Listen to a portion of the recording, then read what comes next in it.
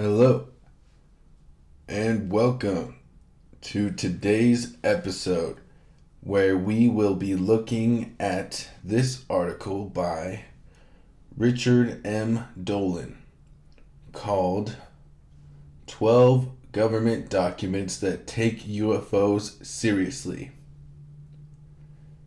Thank you so much for joining me. I hope you enjoy as we take a journey to understand our place in the universe on the cosmic revelation. And we wouldn't be anywhere if it weren't for all you beautiful stars shining bright out there. So thanks again, and I will dive right in and start reading.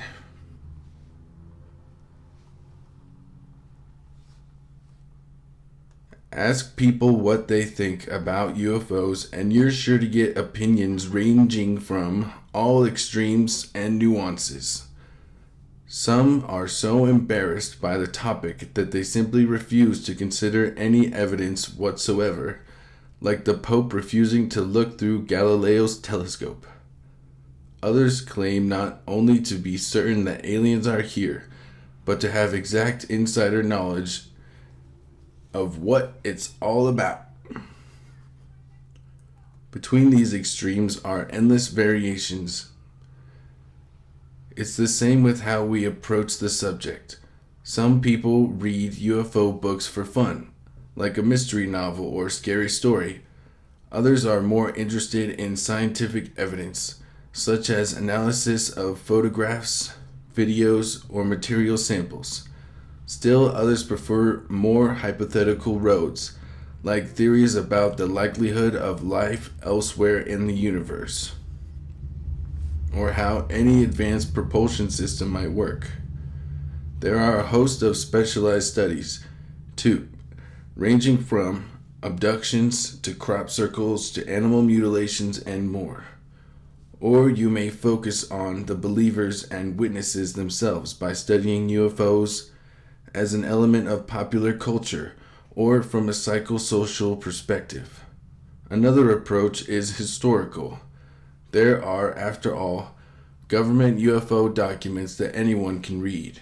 What do they say?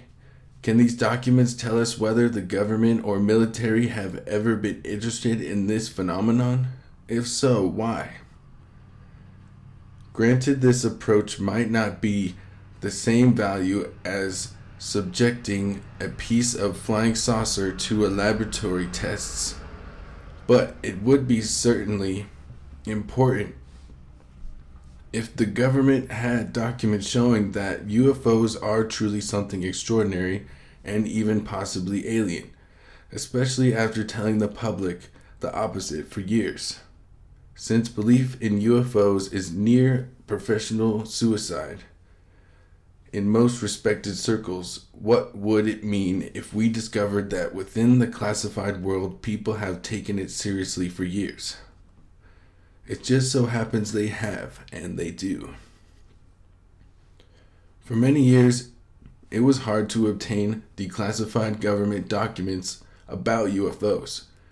During the 1950s and 1960s, a few documents wended their way to the rest of the world, but this was rare.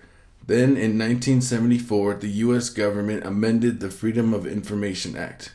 The result was a veritable golden age of document releases that lasted roughly until 1982. Executive order from President Reagan. While UFO documents continued to be released, a repeat of the Great Flood of the 70s appears unlikely. Blacked out, declassified UFO documents look rather cool, but most don't provide any evidence for aliens, and many of them are not even that interesting. But some are very interesting. Whether they prove that UFOs are aliens or something entirely different, they make it clear that this topic has been taken very seriously at high levels and has been subject to a great deal of secrecy. Considering how marginalized this subject is from mainstream culture, making this point is enough for a day's work. There are always deeper waters within which to swim, But for now, let us stay close to the shore and look at a few of these documents. Even though rest of these are well known to the UFO researchers, they continue to remain almost completely unknown to the wider public. Apparently, some things are so obvious that they are invisible. The 1947 Twinning Memo.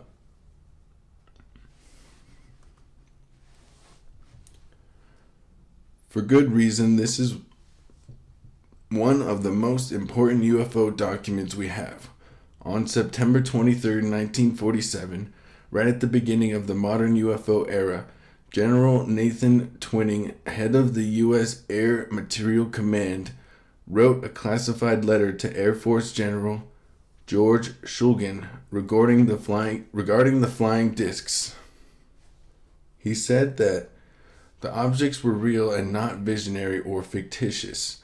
They may possibly be natural phenomena, he wrote, such as meteors, but the reported operating characteristics such as extreme rates of climb, maneuverability, and action, which must be considered evasive when sighted, lend belief to the possibility that some of the objects are controlled either manually, automatically, or remotely. Twining listed several common descriptions of UFOs. They generally were silent, had a metallic or light reflecting surface, no trail, were circular or elliptical in shape, and often flat on the bottom. Many descriptions indicated a dome on top. Several reports indicated they flew in formation. Quite specific information indeed. UFO skeptics have pointed to Twining's statement that no wreckage of a flying disc has been recovered.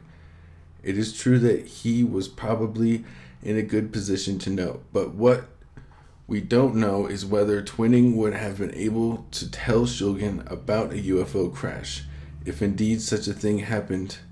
Simply put, if Shulgin lacked a need to know, Twining could not have told him. On the other hand, Twining did state that UFOs were not secret American craft.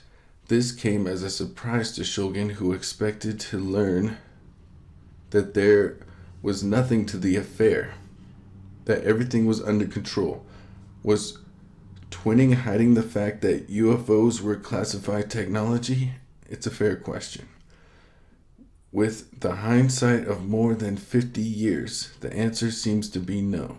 There is simply no credible evidence that the U.S. has any craft in 1947, experimental or otherwise, that could duplicate the reported maneuvers of flying saucers. Anyway, why would Twining tell Shulgin to keep studying flying saucers if they were simply classified American craft? If there were good reasons for doing so, none have emerged. 1949 FBI Memo. In my opinion, this 3-page document is just as extraordinary as the Twining Memo. On January 31st, 1949, the FBI issued a memo on UFOs entitled Protection of Vital Installations. The classified document was sent to FBI Director J. Edgar Hoover, the Army's G2, the Office of Naval Intelligence, and the Air Force Office of Special Investigations. It mentioned a meeting among these groups concerning UFOs. Here's a key statement from the document. Army intelligence has recently said that the matter of unidentified aircraft or unidentified aerial phenomena, otherwise known as flying discs, flying saucers, and balls of fire, is considered top secret by intelligence officers of both Army and Air Forces. This was a year and a half into the modern era of UFOs. All the while, government sources had been telling the public that this phenomenon was just a combination of hoaxes, hallucinations, conventional aircraft, and misidentification of natural phenomena. Why then was the subject considered top secret? The answer is contained within the memo itself. It mentions, for instance, a near collision by a commercial airliner with a large rocket-type craft with windows traveling at an estimated speed of 2,700 miles per hour. The witnesses of these unexplained phenomena were special agents of the Office of Special Investigation, airline pilots, military pilots, Los Alamos security inspectors, and private citizens. The sightings continued until 1949, and the memo goes on to explain that recent observations have indicated that the unidentified phenomena travel at a rate of speed estimated to be around 27,000 miles per hour. Moreover, on two separate occasions, a definite vertical change in path was indicated. In other words, the phenomenon was able to maneuver at a very high rate of speed. It seemed to focus on Los Alamos. The memo states that reports of the appearance of an object as typically round, occasionally diamond-shaped with a definite area to the light source, and having elongated trailing lights. On two occasions, reports have been received of the sighting of multiple units. There is some speculation within the document that the objects were Soviet in origin, but no evidence or proof is offered. The memo also refers to scientific reasons why the object could not be meteorites. The only conclusions reached thus far are that they are either hitherto unobserved natural phenomena or that they are man-made. No scientific experiments are known to exist in this country which could give rise to such phenomena.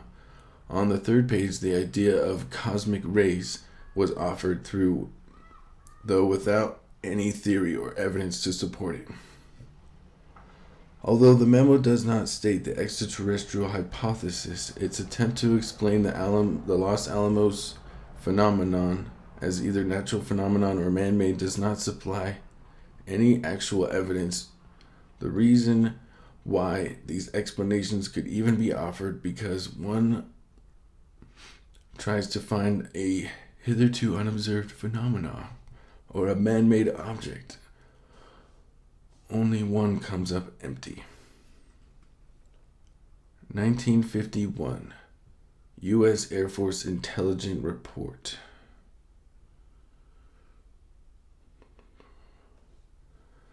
This report describes a rather up-close and personal UFO encounter in 1951, July 9th, by the pilot of an F-51 fighter plane from Lawson Air Force Base in Georgia. The pilot, a combat veteran from World War II, provided quite a bit of detail which was recorded in the report. Object described as flat on top and bottom and appearing from a view to have rounded edges and slightly beveled. From view as object dived from top of plane was completely round and spinning in clockwise direction. Object did not appear to be aluminum. Only I observed the object. Solar whites, no vapor trails or exhaust or visible systems of propulsion. Described as traveling at tremendous speed. Pilot states that the object was about 300 to 400 feet from the plane and appeared to be 10 to 15 feet in diameter. The pilot states he felt a disturbance in the air described as a bump when object passed under plane. Pilot is considered by associates to be highly credible, of mature judgment, and a credible observer. What commentary is necessary? The report says it all.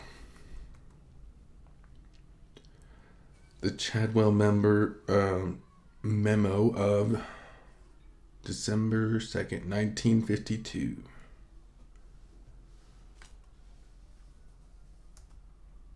'1952 was an important year in history for UFOs across the United States. The number of sightings skyrocketed, and several of these were well-documented encounters by military personnel. At the end of July, the Air Force held a press conference explaining that, although some of these reports remain unexplained, there was no evidence that there were any alien craft within the classified world. Matters were not so serene. Marshall Chadwell was the CIA's director of scientific intelligence and very much interested in the problem. In this memo addressed to the CIA director, General Walter Bedell Smith, Chadwell wrote, "At this time, the reports of incidents convince us that there is something going on that must have immediate attention. Sightings of unexplained objects at great altitudes and traveling at high speeds in the vicinity of major U.S. installations are of such nature that they are not attributable to natural phenomena or known types of aerial vehicles." This statement bears very closely with what yet another comment has been made by this high-level U.S. officer that UFOs were real, probably artificial, probably intelligently operated.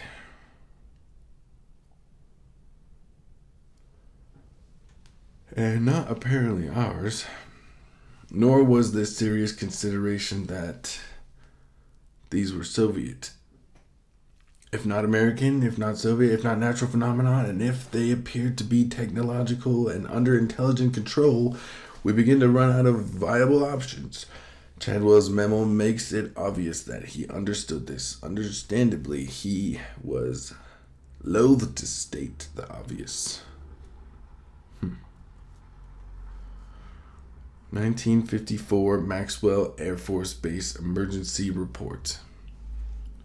Throughout the 1950s, the airspace violations kept on coming. This report originated from the Flight Service Center at Maxwell Air Force Base and was sent to the Commander of Air Defense Command in Colorado. The report described the entry into airspace of a strange stationary object, variable in brilliance, which moved rapidly, then returned to its original position. The base sent a helicopter to investigate. The pilot's assessment: definitely not a star. Many people watched the object from the tower, and a civilian tower radioed that it also had it in sight. The object came dimmer, showed a slight red glow, and then disappeared. Could it have just been a star? Possibly. Still, the personnel at the time asked the question and concluded it wasn't. According to the report, pilot of helicopter wished to stress fact that the object was of a saucer-like nature, was stationary at 2,000 feet, and would be glad to be called upon to verify any statement and act as witness. It is worth noting that copies of this report were sent to the CIA, the National Security Agency, and Joint Chiefs of Staff, and each of the military services. Intrusion at Minot Air Force Base, 1966. A large UFO wave took place across the U.S. during the mid-1960s.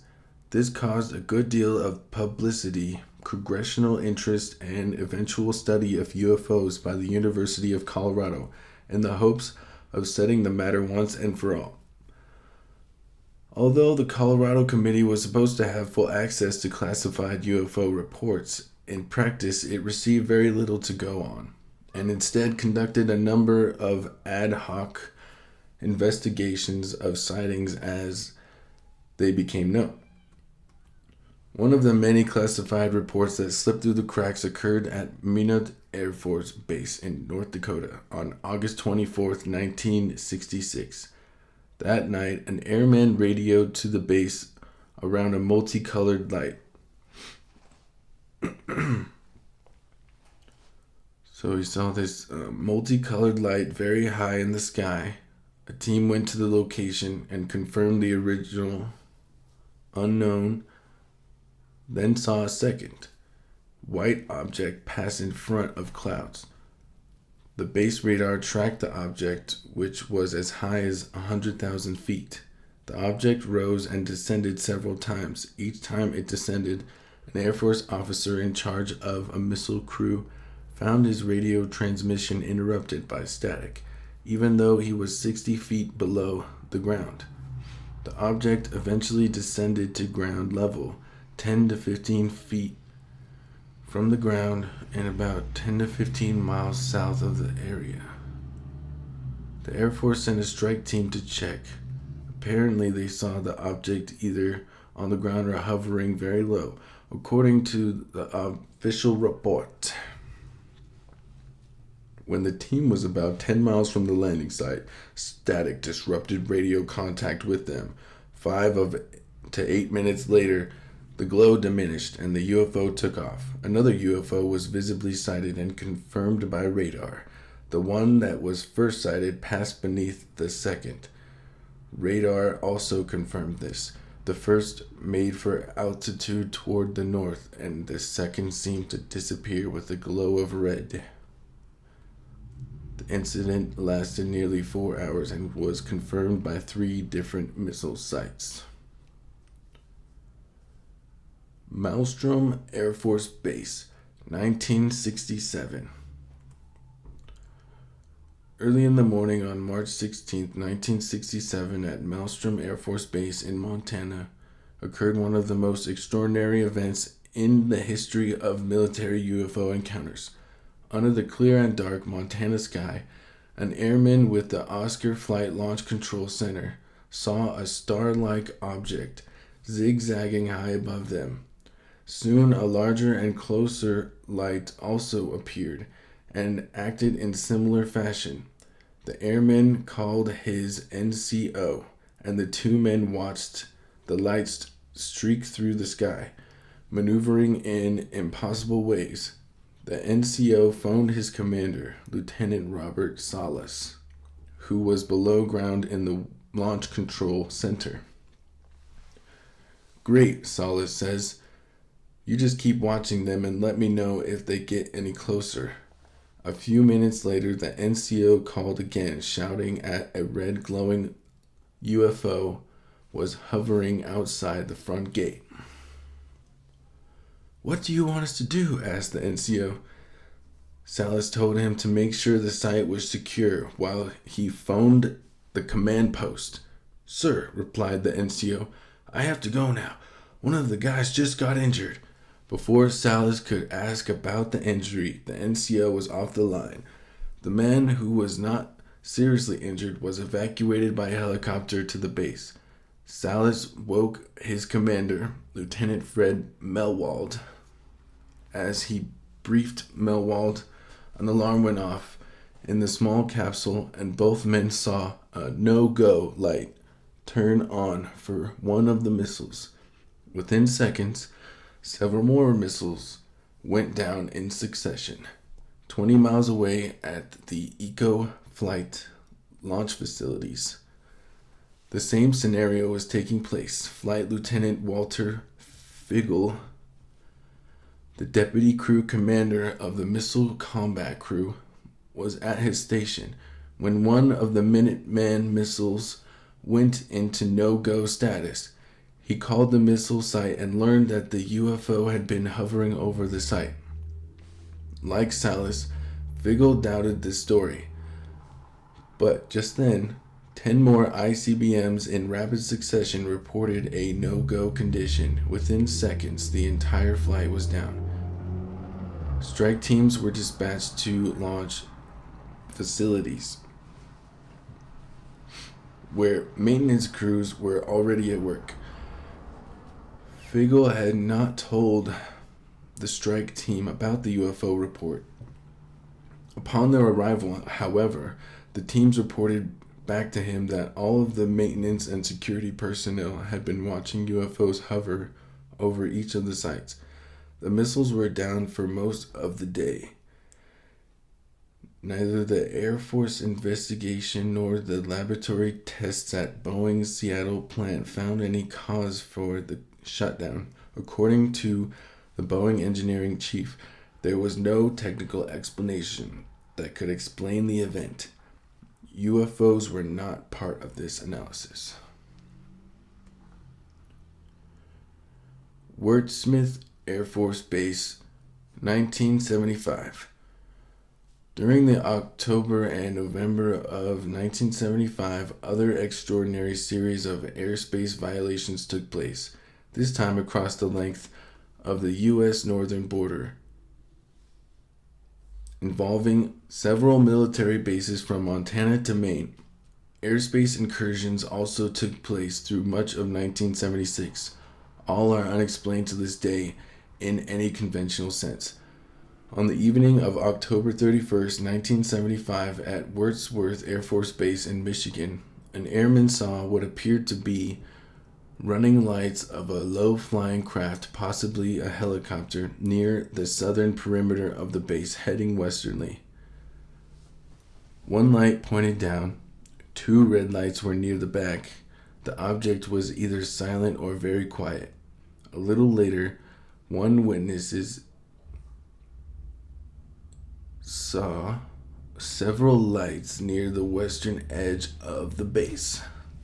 The lights turned north and appeared to lose altitude. Most heard nothing, although some claimed to hear a quiet sound similar to a helicopter, but much of the sound faded quickly. Then, 3 times within the space of 11 minutes, security police at the back gate reported that an object with no lights, possibly a helicopter, entered the base and hovered very low over the weapons storage area. Radar personnel detected low-flying objects in the area at the northern perimeter of the base. One of the crafts briefly turned its lights on. A KC-135 tanker was flying to the base at the time. It was ordered to intercept and identify the object or objects.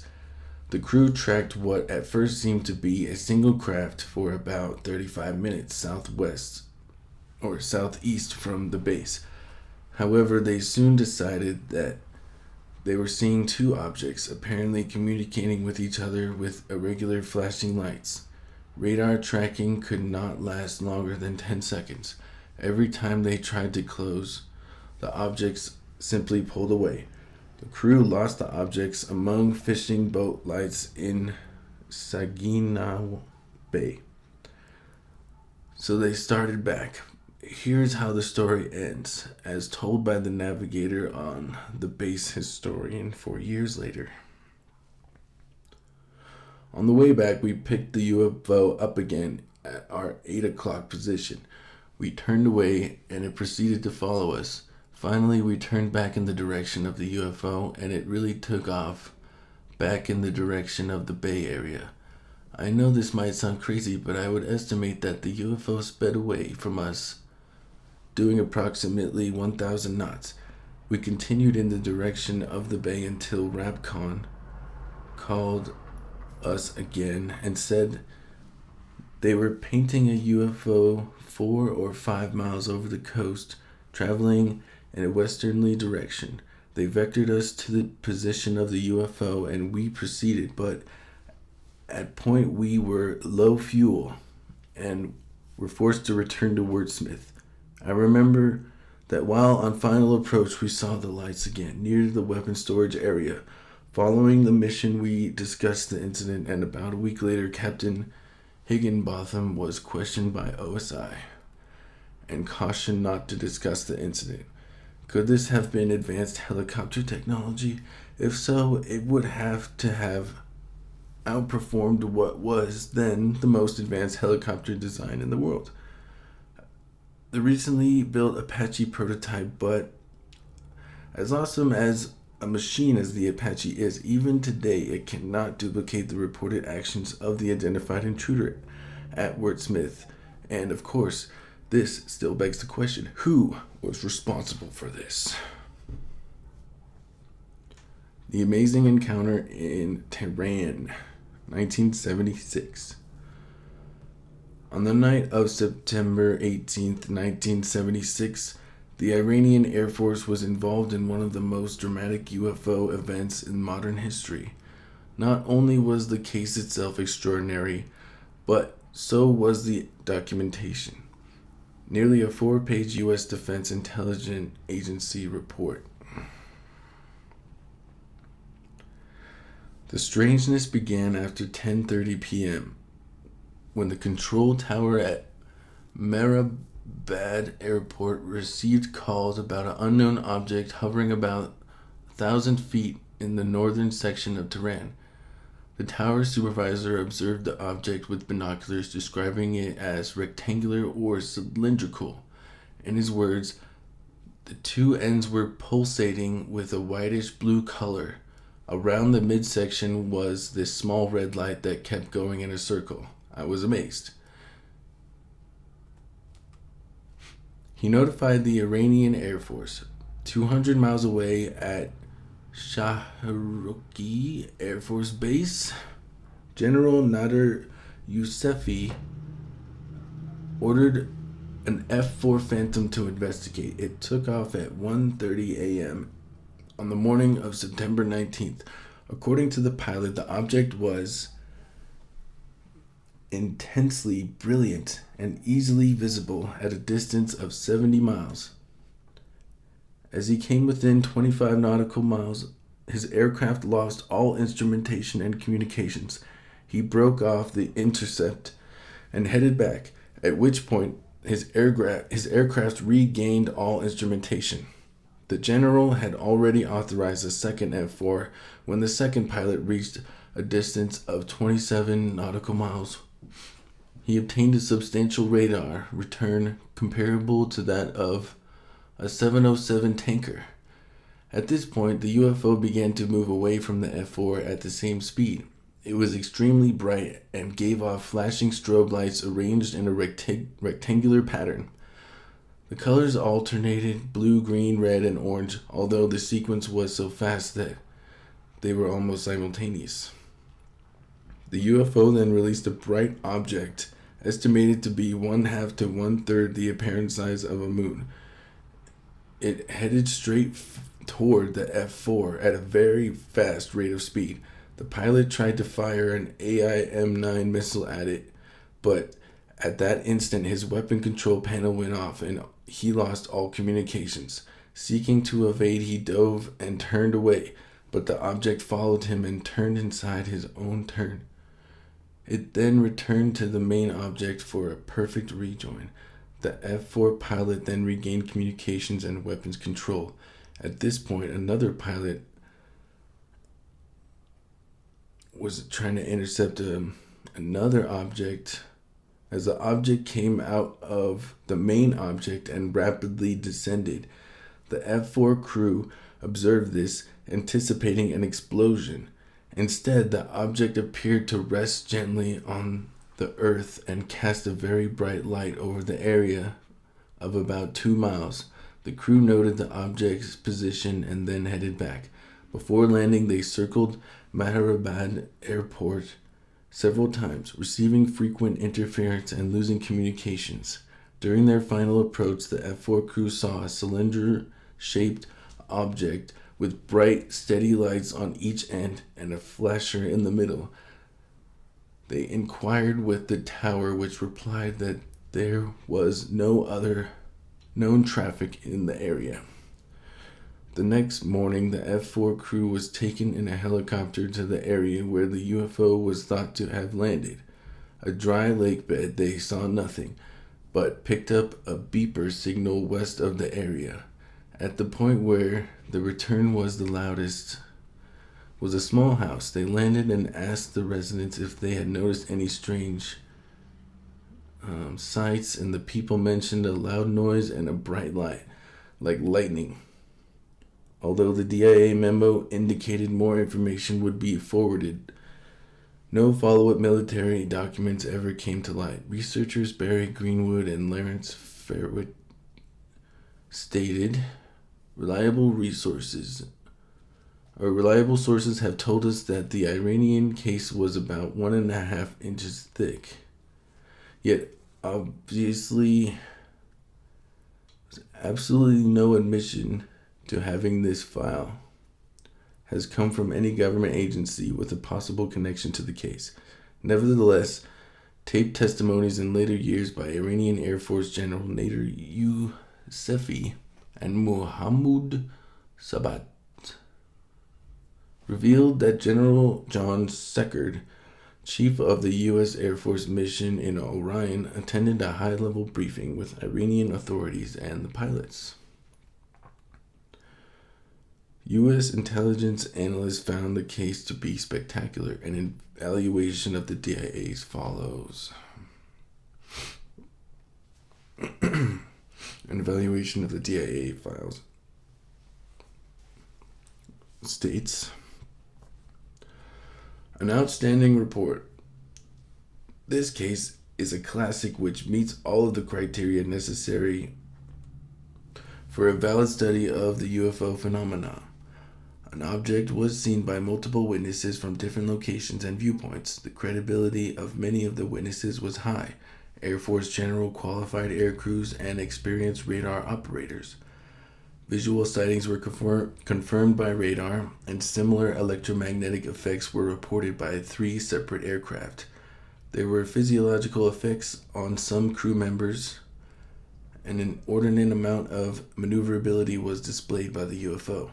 During the 1990s, Lee Graham and Ron Rager of Aerojet in California confirmed that the UFO sightings over Tehran was tracked by the U.S. military's Defense Support Program satellite. This is a deep space platform primarily used to detect the launch of ballistic missiles. It can distinguish different aircraft by comparing their infrared signature from a comprehensive database of known aircraft. Graham and Rieger obtained printouts showing that the DSP detected an anomalous object in Iranian airspace at that time. The obvious question is, who was operating the object over Tehran? It makes no sense to claim that this was American technology. Why would Americans confront the Air Force for such a key ally within its own airspace? Nor has there ever been any indication in subsequent years that the Soviet Union created technology responsible for this. So, to say nothing to the fact that the Soviets to have engaged Iranian F-4s over Tehran in 1976 would have been more provocative than if the U.S. had done so. Indeed, after the encounter, the Iranian government asked the governments of the USSR and the U.S. whether they had been any tests of their military equipment, but neither nation claimed responsibility. So, and then there's the 1981 HALT memo. The Rendlesham Forest incident remains among the most important UFO cases ever. It involved a landing of an unknown craft near 2 Air Force bases in Britain. It was witnessed by many U.S. military personnel and is supported by military documentation. In addition, the area held a large stock of nuclear weapons, a fact that was denied by authorities for years, then admitted to be true. The case remains controversial, however, because proponents have not agreed on certain key details. The other critics have claimed it was wholly prosaic explanations. Moreover, confusion has plagued the case in matters so simple that the exact dates when it occurred. So a major reason for this stems from the primary military document associated with this case, prepared by Deputy Base Commander Lieutenant Colonel Charles Halt. This was written from memory several weeks later, left a great deal out, ascribed incorrect dates to major events. Nevertheless, the incredible detail provided by so many witnesses, much of which is well corroborated, makes it clear that something extraordinary happened.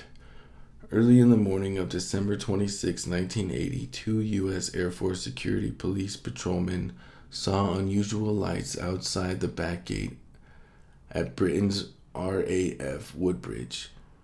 Under the assumption that this was aircraft in trouble, three patrolmen were ordered to proceed on foot to investigate.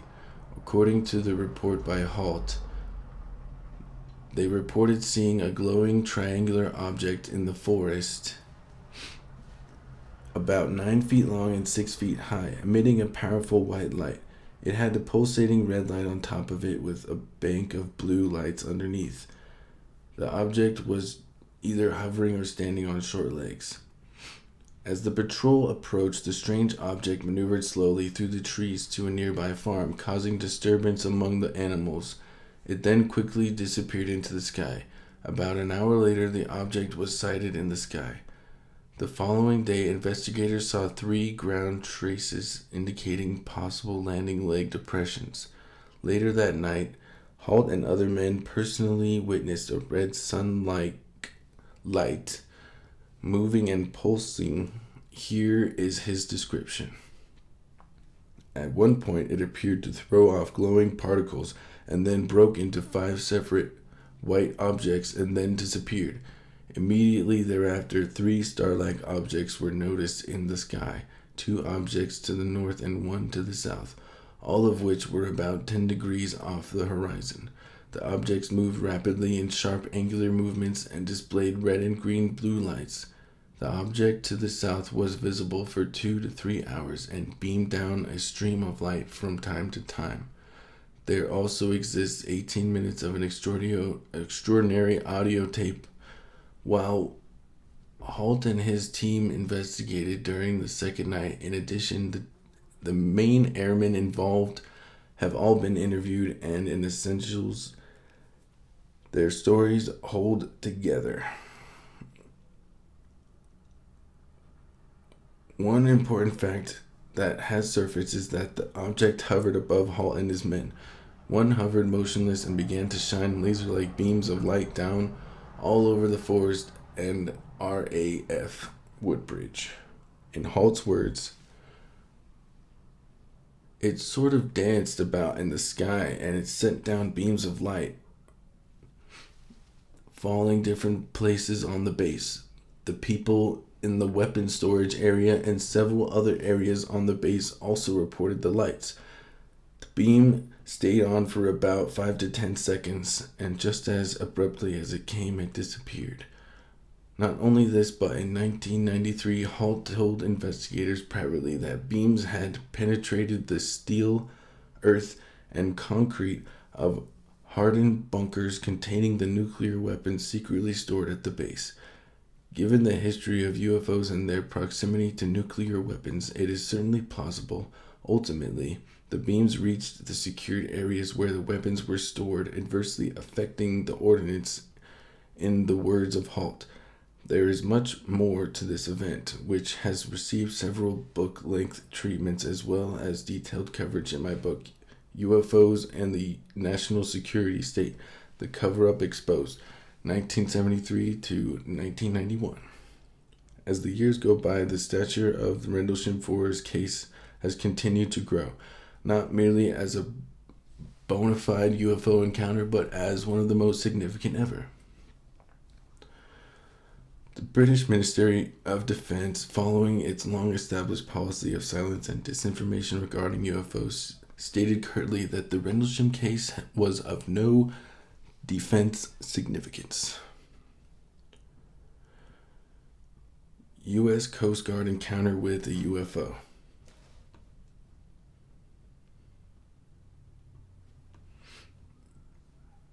On the evening of March 4th, 1988, near Eastland, Ohio, not far from the Pennsylvania border, Sheila Baker and her children were driving home along the shore of Lake Erie at 6:30 p.m. Their attention was drawn to a bright object apparently hovering over the lake. It seemed almost like a blimp. Bright lights appeared at each end of it, and the whole thing was rocking end to end like a seesaw. The brighter of the 2 lights was strobing. Once home, she persuaded her husband Henry to accompany her and her children to the beach. There, standing at the edge of the shore of Lake Erie, they all saw the object. It was gunmetal gray and positively enormous. Henry later said it was larger than a football field at arm's length. It made no sound that they could hear. Somehow, however, it caused the lake to rumble and crack, perhaps by application of heat. The object then began to circle slowly over part of the lake, coming nearly overhead, just a quarter-mile altitude. Feeling nervous, they drove back and watched the object from their home. From there, they saw it descend. Red and blue blinking lights were along its bottom edge. More interesting, however, were 5 or 6 bright yellow triangular lights that detached from its side. These lights hovered around the main object, then darted and zigzagged in the night sky at high speeds. Henry believed these objects were smaller than a one-seat Cessna and crossed 50-mile stretches low over the ice in the snap of a finger. They approached the shore, made right-angle turns, and shot straight up. Several passes were toward the nearby Perry nuclear plant. One neighbor of the Bakers also saw this display and tried to photograph the object. In response to several phone calls, 2 members of the Coast Guard, Seaman James Powers and Petty Officer John Nob, drove to the beach. As they arrived, the triangular objects approached them, prompting them to turn off their vehicle headlights. The men continued to watch the triangles fly over the lake. One of them accelerated straight at them, then veered east, zoomed straight up, and came down beside the parent object. The Bakers were back at the beach now and listened to the Coast Guard personnel communicate by two-way radio with their base in Detroit. What they overheard was, "Be advised, the object appears to be landing on the lake. There are other objects moving around it. Be advised, these smaller objects are going at high rates of speed. There are no engine noises, and they are very, very low. Be advised, these are not planets." At the same time, 15 miles to the southeast, not far from the Perry nuclear plant, Cindy Hale was walking her dog. She saw a triangular object hovering above her, and her dog began to whine. The triangle flashed and sequenced multicolored lights, and she responded by flickering her cigarette lighter. This went on for about 30 minutes until the triangle accelerated and left without a sound.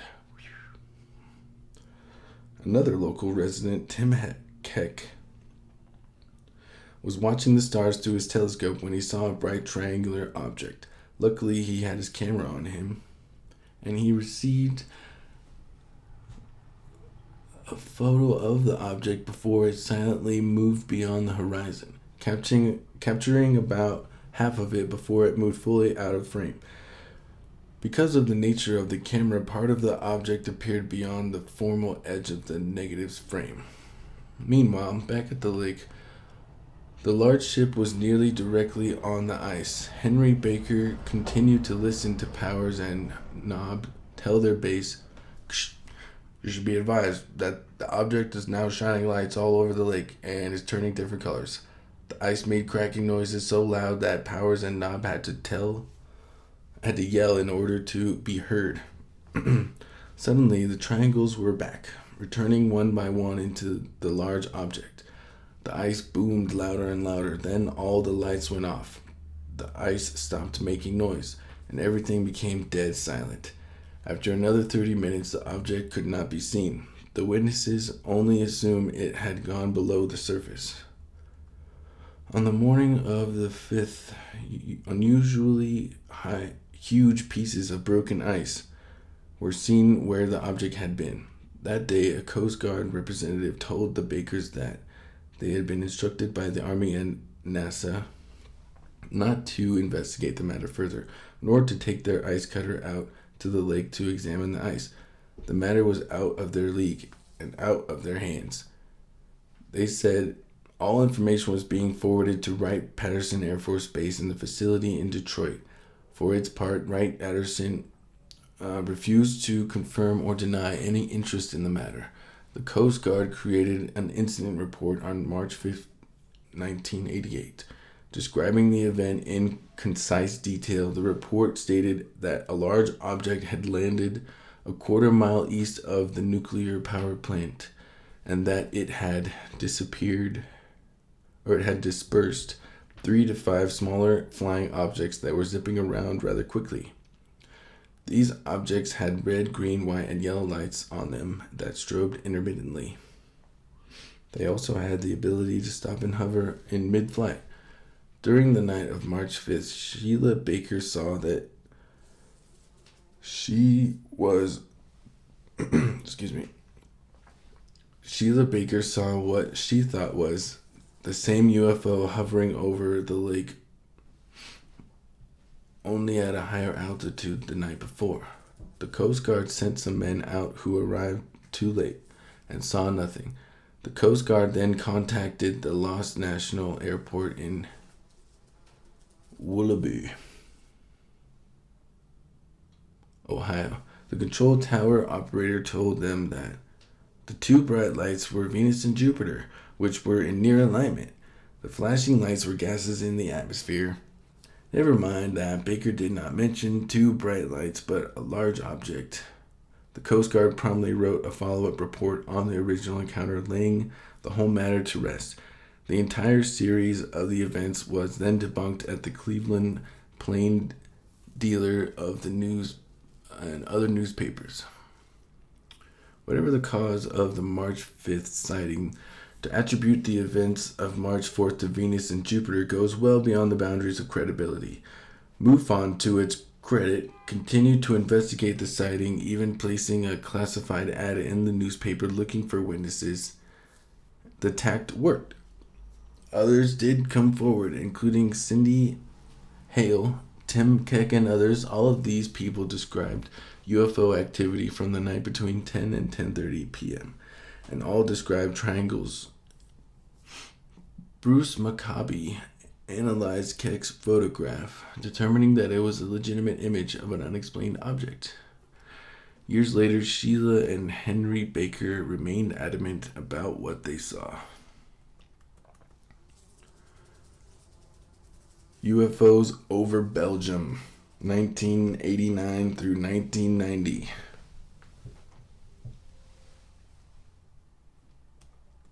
From the late 1989 to the spring of 1990, hundreds of reports of lighted objects, often described as large triangular-shaped craft, were recorded in Belgium.